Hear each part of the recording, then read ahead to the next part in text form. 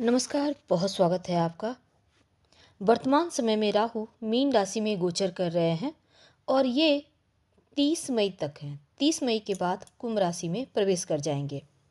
Rahu mean राशि में है और यहाँ पर शनिदेव 29 मार्च को भी मीन राशि में आएंगे और राहु शनिदेव जब एक साथ होंगे तब पिशाच योग की उत्पत्ति होगी।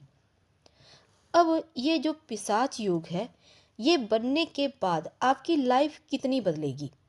सबसे पहले तो हम ये जानते हैं कि राहु का अंतिम चरण समय चल रहा है। अब वो 18 मई को कुंभ राशि में आने जा रहे हैं। हालांकि वो पूर्वा भाद्रपद नक्षत्र में 30 मई तक रहेंगे।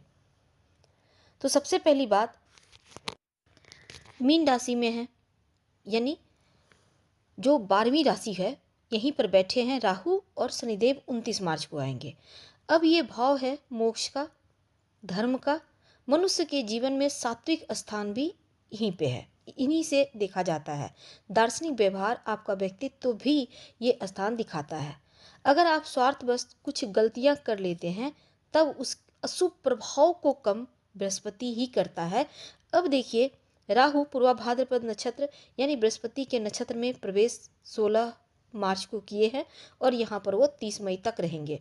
लेकिन जब शनिदेव 29 मार्च को राहु के साथ आ जाएंगे तब पिशाच योग बनेगा। अब ये पिशाच योग जो है, लॉटरी, जुआ, सट्टा, शेयर मार्केट में अगर आप पैसा लगा रहे हैं, अगर आप फिल्म, मीडिया या किसी नशे के कारोबार से जुड़े हैं, दवाइयों के कारोबार से जुड़े हैं या फिर टेक्नोलॉजी के क्षेत्र से जुड़े हैं, तब ऐसी स्थिति में आपको लाभ होने की संभावना दिखेगा या बन जाएगा।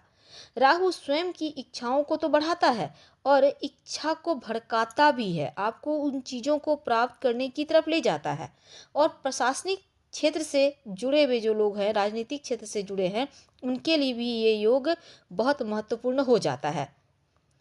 तो इसमें सबसे बड़ी बात होगी कि राहु का जो अशुभ प्रभाव है वो कम होगा, क्योंकि वो देवगुरु बृहस्पति के नक्षत्र में आ गए हैं और राहु खुद देवगुरु बृहस्पति की राशि में भी बैठे हैं।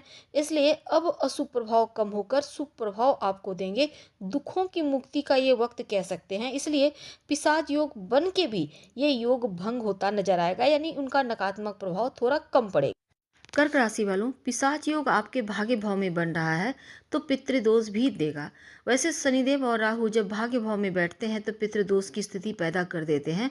तो अगले जो 2-3 महीने का वक्त है, जीवन की स्थिति थोड़ा सा आपका 50-50 रहेगा।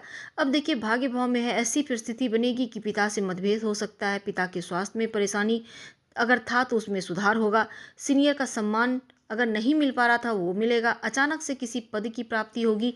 और भाग्य भाव में चूंकि पिशाच योग बनने से थोड़ा भ्रम के शिकार हो सकते हैं, थोड़ा नकारात्मक तौर पर डिस्टरबेंस पैदा करेगा और कुछ लोग एकदम से पीछे पड़ जाएंगे बदनाम करने के लिए, डिस्टर्ब करने के लिए। तो उनकी बातों पर विश्वास ना करें तो अनुकूल रहेगा आपके लिए। अब शनिदेव चारों तरफ से इनकम के सोर्स बनाएंगे, चाहे वो इनलीगल ही क्यों ना हो, क्योंकि लीगल इनलीगल दोनों ही तरफ से आपके पास धन आता दिखेगा। आपका कॉन्फिडेंस बढ़ेगा। अगर आपका पढ़ाई रुका हुआ था तो आप अच्छे जगह एडमिशन के आपको चांस मिलेंगे। प्रॉपर्टी विवाद वगैरह था वो समाप्त हो जाएगा। और इस समय जो देखिए तीसरे घर पर दृष्टि है, तो ऐसे में आप अगर टेंशन में थे, डिप्रेशन में थे, मन की अस्थिरता थी, तो उनसे बाहर निकलिएगा। और इसके साथ ही अगर आप कर्ज वगैरह में फंसे थे, नुकसान हो रहा था, तो अब आपको कर्ज मुक्ति के भी यहाँ योग बनेंगे। लॉटरी, जुआ, सट्टा में प्रॉफिट होगा अगर नुकसान में थे तो। प्रॉपर्टी का लाभ देगा। प्रॉपर्टी को का लेकर अगर विवाद था, शत्रुओं से दूर रहिए। और माँ के तरफ से या ननिहाल के तरफ से जो भी नुकसान हुआ है उसकी भरपाई इस पीरियड में दिखती है। बेवजह के कानूनी अड़चन में बस अगर आप फंसे हुए हैं तो उससे भी बाहर निकलिएगा। इस पिशाच योग के कारण वैवाहिक जीवन की मुश्किलों को कम करेगा। अचानक से अगर आप अविवाहित हैं तो विवाह तय हो सकता है। रिश्ते लेकिन पहचानिए, कौन अपना कौन पराया, बहुत आवश्यक है। इस पीरियड में आपको समझना होगा और नियमित रूप से शिव जी की आराधना करें, शिवलिंग पर जल अर्पित करें तो अच्छा रहेगा। हम आपसे विदा लेंगे। धन्यवाद।